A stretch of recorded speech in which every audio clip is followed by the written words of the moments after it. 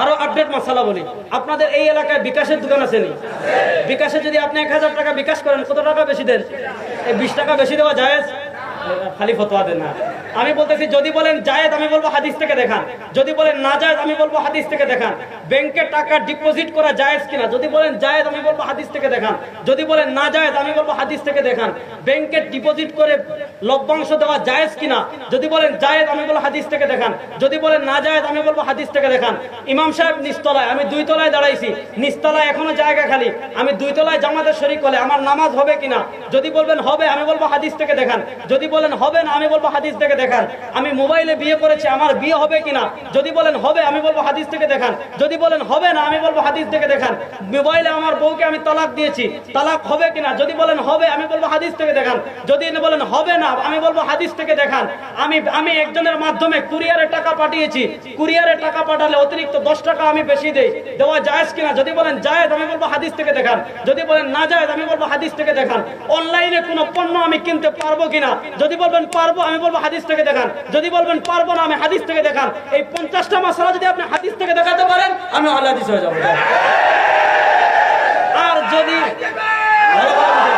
এখন যদি আপনি দেখাতে না পারেন, তাহলে বলেন তো এই মশলার সমাধান করার দরকার আছে না নাই?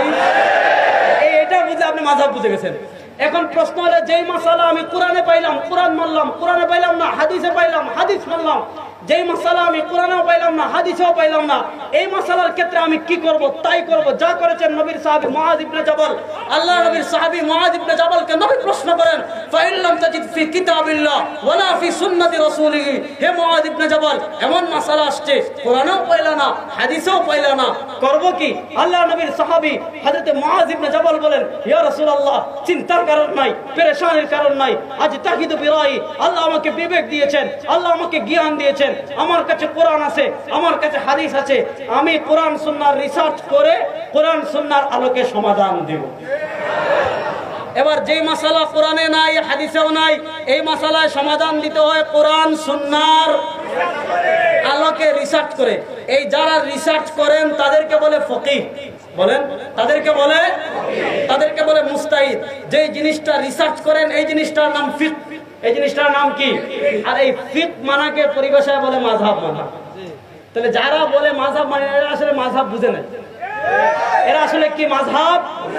আরে আপনাকে প্রশ্ন করবে, ভাই কোরআন হাদিস বাদ দিয়ে মাযহাব মানবেন কেন? এই বেটা, আমরা কি কোরআন হাদিস বাদ দিয়ে মাযহাব মানি না? যেই মাসালা কোরআন হাদিসে পাই না ওই মাসালা কোরআন হাদিসে যে আমল করার জন্য মাযহাব মানি। আচ্ছা আমি আরো সহজ করে বলি, যারা বলেন মাযহাব মানা লাগবে না, একদম আমি 2 মিনিটে শেষ করতেছি।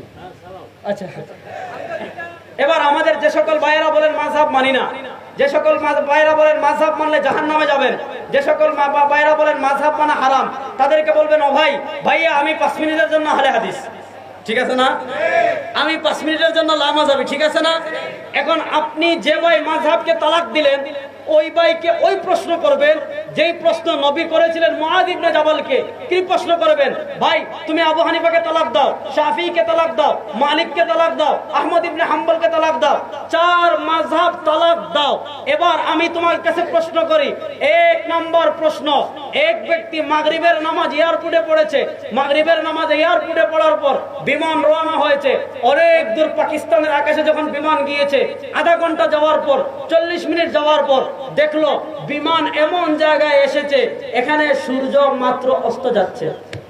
এখন তার আবার নামাজ পড়া, মাগরিবের নামাজ পড়া লাগবে? এই ফতোয়া দেন না দাদা। এখন তার আবার মাগরিবের নামাজ পড়া লাগবে কি লাগবে না? ভাড়ার ফতোয়া দিয়েন না, আমি যেটা বুঝাতে যেটা বুঝেন। এবার আমার আহলে হাদিস ভাইরা বলেন, ভাই আমি আবু হানিফা তালাক, মালিক তালাক, শাফিঈ তালাক, আহমদ ইবনে হাম্বল তালাক। শুধু যে ব্যক্তি ঢাকা এয়ারপোর্টে মাগরিবের নামাজ পড়ে পাকিস্তান যাওয়ার পর দেখছে মাগরিবের ওয়াক্ত মাত্র হয়েছে, তার মাগরিবের নামাজ পড়া লাগবে কিনা সহিহ হাদিস থেকে দেখাও। যদি তুমি সহিহ হাদিস থেকে দেখাইতে পারো, আমি কি হয়ে যাব? কথা বলেন না কেন? কিয়ামত পর্যন্ত কেউ এই মাসআলা দেখাতে পারবে না। এই মাসআলা আপনি কোরআনে পাবেন না, কোরআনে আছে। এই মাসআলা আপনি হাদিসে, মনোযোগ দিয়ে বুঝেন। আর এরকম হাজার মাসআলা আছে। এই মোবাইল সংক্রান্ত 1000 মাসআলা আমি বলতে পারবো। মনে করেন আমাদের এক চাচা, চাচা আপনার নাম কি? আমি উদাহরণ দিয়ে বলি, মনে করেন চাচা বাজারে আসছে, চাচি বলছে যে যাও বাজার থেকে একটা বড় বোয়াল মাছ কিনে নিয়ে আসো।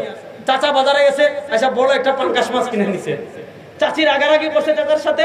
চাচা গেছে তালিমপুর আদর্শনগর, গিয়ে চাচিরে মোবাইলে হোয়াটসঅ্যাপে একটা মেসেজ দিয়েছে যে তুমি আজকে আমার সাথে খারাপ ব্যবহার করেছো, তোমাকে আমি তালাক দিলাম।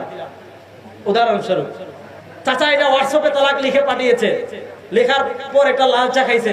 লাল চা খাওয়ার পর চাচার মাথা ঠিক হইলো, ইয়া আল্লাহ কি কাজ করলাম, যে বেচারির সাথে সারা জীবন সংসার করলাম, এই বেচারির তালাকের মেসেজ দিছি। এখন চাচা মোবাইল বের করছে, হোয়াটসঅ্যাপ বের করে দেখলো, হায় হায় চাচি তো এখন মেসেজ দেখে নাই। এখন চাচা কি করছে, বিসমিল্লাহির রহমানির রহিম মেসেজ ডিলিট করে দিচ্ছে। চাচা চাচিরে তালাক দিছে, চাচি দেখার আগে মেসেজ ডিলিট করে দিছে। এবার বলেন তো তালাক কি হয়েছে? হ্যাঁ ফতোয়া দিয়ে না ভাই, দাঁড়ান। এবার আপনি যদি বলেন তালাক হয়েছে, আমি মাযহাব পড়ি না, হাদিস থেকে দেখান। আর যদি বলেন তালাক হয় না, আমি বলবো হাদিস থেকে দেখান। আমি কোনো ইমাম মানি না। এবার বলেন তো এই মাসালার সমাধান জানার দরকার আছে না নাই?